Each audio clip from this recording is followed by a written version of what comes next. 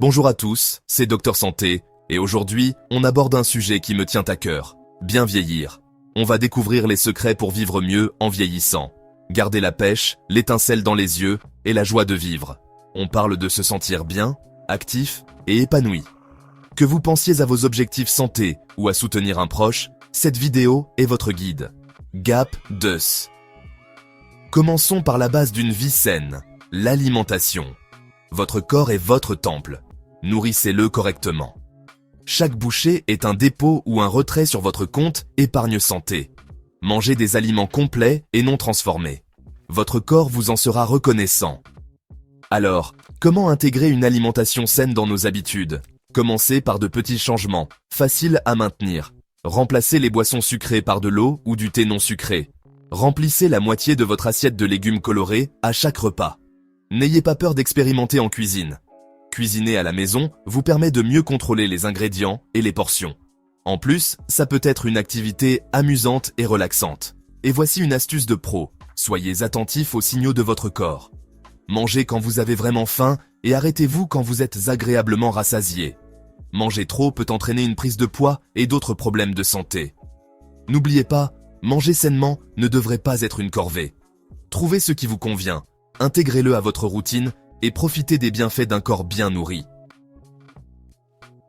Allez, on se bouge! L'exercice est une autre pierre angulaire du bien vieillir. Et non, je ne parle pas de courir des marathons ou de devenir bodybuilder, sauf si ça vous tente, bien sûr. Il s'agit d'intégrer une activité physique régulière à votre routine, quelle qu'elle soit. Ça peut être de la marche rapide, de la natation, de la danse, du jardinage, ou même simplement prendre les escaliers plutôt que l'ascenseur.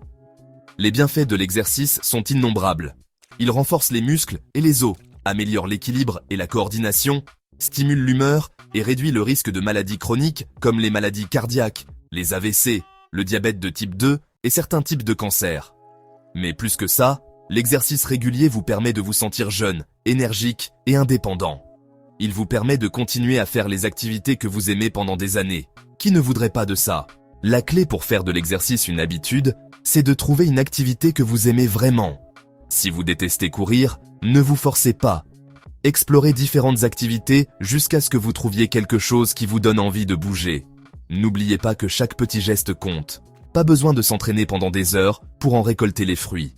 Même 30 minutes d'exercice d'intensité modérée, la plupart des jours de la semaine, peuvent faire une énorme différence. Et n'ayez pas peur de commencer petit. Si vous êtes novice en matière d'exercice, commencez par des séances courtes et gérables, puis augmentez progressivement l'intensité et la durée au fil du temps. Le plus important est d'écouter votre corps. Si vous ressentez de la douleur, arrêtez-vous et reposez-vous. Et n'hésitez pas à consulter votre médecin avant de commencer un nouveau programme d'exercice. Parlons maintenant du sommeil. Vous savez, on pense souvent que le sommeil est une perte de temps, surtout quand on a des vies bien remplies. Mais en réalité, un sommeil de qualité est tout aussi important pour notre santé que l'exercice physique ou une alimentation équilibrée. Surtout en vieillissant, car c'est pendant notre sommeil que notre corps se régénère, répare les tissus musculaires et consolide la mémoire. Un sommeil de mauvaise qualité peut avoir des conséquences néfastes sur notre santé physique et mentale. On risque d'être plus fatigué pendant la journée, d'avoir du mal à se concentrer, d'être irritable et même de voir notre système immunitaire se fragiliser. Alors, ne négligez pas vos nuits. Un sommeil de qualité est un investissement précieux pour votre santé et votre bien-être à long terme. Dans la section suivante, je vous donnerai quelques conseils pour améliorer la qualité de votre sommeil. Améliorer son sommeil, c'est à la portée de tous, avec quelques ajustements. Tout d'abord, essayez de maintenir une routine de sommeil régulière. Allez au lit et réveillez-vous à peu près aux mêmes heures, même le week-end, pour réguler votre horloge biologique. Ensuite, créez un environnement propice au sommeil.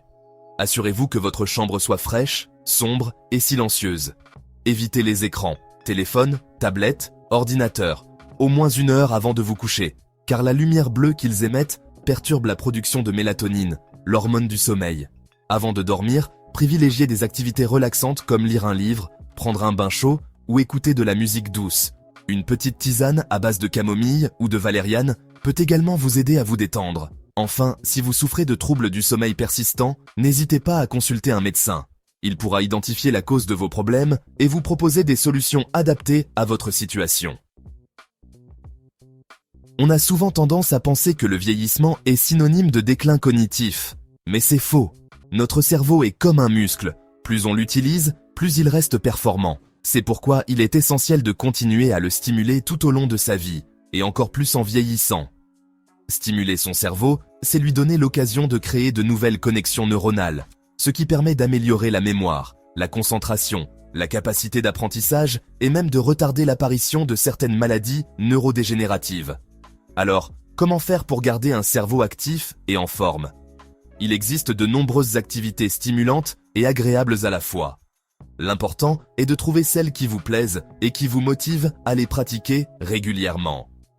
Dans la section suivante, je vais vous présenter quelques exemples d'activités bénéfiques pour votre cerveau. La première activité, et la plus accessible, c'est la lecture. Plongez-vous dans un bon roman, un magazine scientifique ou un livre d'histoire. La lecture stimule l'imagination, enrichit le vocabulaire et améliore la concentration. Deuxième activité, les jeux de société.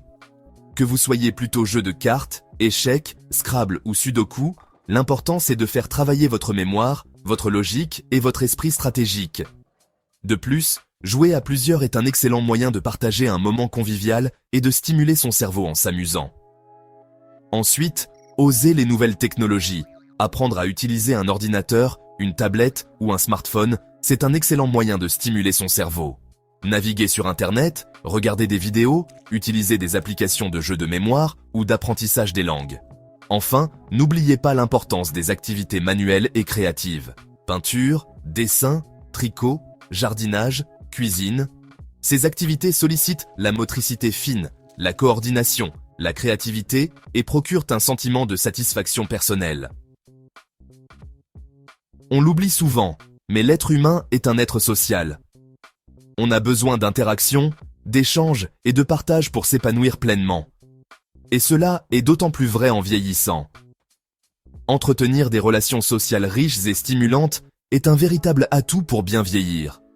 Le lien social, c'est bien plus qu'un simple divertissement. C'est un facteur de protection puissant contre l'isolement, la solitude et la dépression, qui peuvent avoir un impact significatif sur la santé physique et mentale des seniors. Partager des moments avec ses proches, c'est bon pour le moral, ça permet de se sentir entouré, soutenu et aimé. C'est aussi l'occasion de se changer les idées, de rire, de s'exprimer et de partager ses expériences. Alors, comment entretenir son cercle social et éviter l'isolement ? Dans la section suivante, je vous donne quelques pistes pour cultiver vos relations et vous ouvrir aux autres. Prenez des initiatives, appelez vos amis, proposez-leur de vous retrouver pour déjeuner, prendre un café ou faire une promenade. L'important est de maintenir le contact. Rejoignez un club ou une association. Profitez des nouvelles technologies. Internet et les réseaux sociaux sont de formidables outils pour rester en contact. N'oubliez pas l'importance du contact humain. Sortez de chez vous, engagez la conversation avec les commerçants de votre quartier. Un simple sourire, un bonjour chaleureux peuvent égayer votre journée et celle des autres. Dans ce chapitre, on va s'attaquer à un fléau sournois qui peut vraiment nuire à notre qualité de vie, surtout en vieillissant, le stress. Beaucoup pensent que le stress est une fatalité, surtout avec l'âge. Eh bien, détrompez-vous. Il est tout à fait possible de gérer son stress et de vivre plus sereinement, même après 60, 70, 80 ans. On va voir ensemble comment reprendre le contrôle et ne plus se laisser submerger par les tracas du quotidien. Croyez-moi, votre santé mentale et physique vous remerciera. Dans cette vidéo, je vais vous donner des conseils concrets et faciles à appliquer pour mieux gérer votre stress au quotidien. On parlera de techniques de relaxation, d'organisation et d'autres astuces pour retrouver calme et sérénité. Alors, si vous êtes prêt à dire adieu au stress et à accueillir la zen attitude, restez bien connectés. C'est parti. La première étape pour gérer le stress, c'est de l'identifier. Qu'est-ce qui vous stresse le plus ? Le manque de temps ? Les soucis financiers ? Les problèmes de santé ? Une fois que vous avez identifié la source de votre stress, vous pouvez commencer à trouver des solutions. Une des techniques les plus efficaces pour gérer le stress est la respiration profonde. Asseyez-vous confortablement, fermez les yeux et inspirez profondément par le nez en comptant jusqu'à 4. Retenez votre respiration pendant 2 secondes, puis expirez lentement par la bouche en comptant jusqu'à 6. Répétez cet exercice pendant 5 minutes chaque jour. Une autre technique très utile est la relaxation musculaire progressive. Cette technique consiste à contracter et relâcher différents groupes de muscles, en commençant par les orteils et en remontant jusqu'au visage. Cela permet de relâcher les tensions physiques et mentales. N'oubliez pas que la clé pour gérer le stress est de trouver ce qui fonctionne le mieux pour vous. Expérimentez différentes techniques et trouvez celle qui vous aide à vous sentir plus détendu et serein. Dans ce chapitre, on aborde un sujet peut-être moins glamour qu'une alimentation saine ou l'exercice régulier, mais tout aussi crucial pour bien vivre en vieillissant, les bilans de santé réguliers. Je sais, aller chez le médecin n'est peut-être pas votre idée d'un bon moment. Mais croyez-moi, la prévention vaut de l'or. Considérez ces visites comme un investissement dans votre santé et votre bien-être futur. En anticipant les problèmes de santé potentiels, on peut les détecter tôt, lorsqu'ils sont souvent plus faciles à traiter. Mieux vaut prévenir que guérir, comme dit le proverbe. Alors, n'attendez pas de vous sentir mal avant de prendre rendez-vous. Programmez ces consultations et gardez le contact avec votre professionnel de santé. Votre futur vous en remerciera. Maintenant, vous vous demandez peut-être « D'accord, mais de quel bilan de santé parlons-nous » Eh bien, cela dépend de plusieurs facteurs comme votre âge, vos antécédents médicaux et toute préoccupation particulière que vous pourriez avoir. En général, tout le monde devrait viser un examen physique annuel. C'est l'occasion de faire le point avec votre médecin, de discuter de vos préoccupations et de vous assurer que tout fonctionne comme il se doit. Au-delà de cela, il existe des dépistages spécifiques qui deviennent de plus en plus importants avec l'âge. Il peut s'agir de tests de cholestérol, de surveillance de la tension artérielle, de coloscopie et de mammographie. Votre médecin peut vous aider à établir un calendrier personnalisé qui tient compte de tous ces facteurs. N'oubliez pas, savoir, c'est pouvoir, et comprendre sa propre santé est l'une des choses les plus autonomisantes que vous puissiez faire. Parlons maintenant de santé mentale, un sujet souvent tabou. Prendre soin de son bien-être mental est tout aussi important que de prendre soin de sa santé physique. En vieillissant, on peut être confronté à de nouveaux défis. Ces expériences peuvent affecter notre santé mentale. La bonne nouvelle, c'est qu'il n'est jamais trop tard pour donner la priorité à sa santé mentale. N'oubliez pas, c'est une preuve de force de demander de l'aide. Si vous avez des difficultés, n'hésitez pas à contacter un professionnel de la santé mentale. Section 2. Cultiver le bien-être au quotidien. Comment prendre soin de sa santé mentale? Intégrez des pratiques simples à votre quotidien. Maintenez des liens sociaux. Engagez-vous auprès des autres. Nourrissez des relations significatives. Trouvez des activités qui apportent joie et sens. Pratiquez un loisir ou apprenez une nouvelle compétence. Passez du temps dans la nature. Trouvez ce qui vous fait sentir vivant. Pratiquez la pleine conscience et la relaxation. La méditation, les exercices de respiration et le temps dans la nature réduisent le stress. Et voilà, c'est tout pour aujourd'hui. Nous avons passé en revue 8 habitudes essentielles pour vivre pleinement votre âge d'or. N'oubliez pas que vieillir est un processus naturel et magnifique, et qu'en donnant la priorité à notre santé et à notre bien-être, nous pouvons aborder ce nouveau chapitre avec vitalité et joie.